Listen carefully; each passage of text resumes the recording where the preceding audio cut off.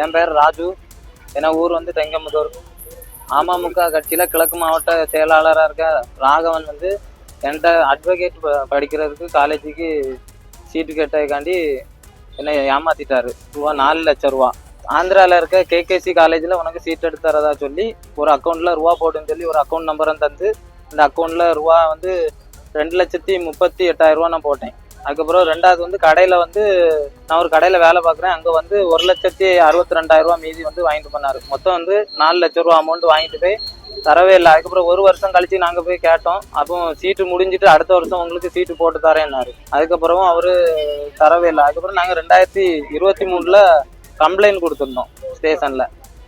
ஸ்டேஷனில் விசாரிக்கும் போதில் அவர் வந்து 15 நாளில் நான் ரூபா தரேன்னு எழுதி தந்திருந்தார். அதுக்கப்புறம் அவர் இன்னும் தரல. அதுக்கப்புறம் மறுபடியும் இப்போ ஒரு 6ஆம் தேதி, இந்த மாதம் 6ஆம் தேதி வந்து புத்தளத்தில் வச்சு அவரை பார்த்தேன். அப்போ அவரை கேட்கும் போச்சுல அவர் நான் கவர்மெண்ட் கான்ட்ராக்டராக இருக்கேன், எனக்கு ஒரு வேலைக்கு ரூபா வர வேண்டியிருக்கு, ரூபா வந்த பிறகு தாரேன்னு சொன்னார். அதை நான் சொன்னேன், அதனால இதுக்கு முன்னாடியே இப்படி தான் சொன்னீங்க, இன்னும் தரல அப்படின்னு சொன்னேன். அப்புறம் அவர் என்ன நல்ல கெட்ட வார்த்தை போட்டு ஏசினார்.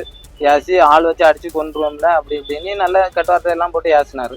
அதனால கம்ப்ளைண்ட் இவரு ஏற்கனவே நிறைய வருஷம் எப்படி ரூபா வாங்கியிருக்காரு. இப்போ 2 நாளைக்கு முன்னாடி வரை அவருக்கு மேல ஒரு கம்ப்ளைண்ட் இருக்குங்க எஸ்பி ஆபீஸ்ல. நாங்க இந்த ரூபா அனுப்புன எல்லாமே டீட்டெயில்ஸ் எல்லாம் எஸ்பி ஆபீஸ்ல சரண்டர் பண்ணியிருக்கோம். தெரியல, என்னன்னு தெரியல. அவரு ஒருவேளை கட்சியில இருக்கனால அப்படி எடுக்காம இருக்கலாம். அவரு அமமுக மாவட்ட செயலாளர், கிழக்கு மாவட்ட செயலாளர் ராகவன் வந்து இதே மாதிரி நிறைய பேர்த்த ஏமாத்திருக்காரு. ஏமாந்தே உண்டுல, நாங்க இனி அடியும் வாங்க வேண்டியதான் அவர்கிட்ட இருந்து. இதுக்கு முன்னாடி ஆல்ரெடி கம்ப்ளைண்ட் கொடுத்துருக்கோம், அதுக்கு என்ன ஒரு இதே இல்லை, ஒரு ரியாக்ஷனே அவங்க என்ன எடுக்கல.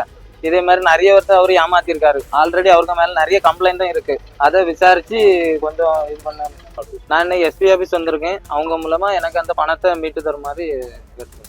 பிளே ஸ்டோர் மற்றும் ஆப் ஸ்டோரில் இருந்து பாலிமர் செயலியை QR கோடு மூலம் பதிவிறக்கம் செய்யுங்கள். செய்திகளை உடனுக்குடன் பெறுங்கள்.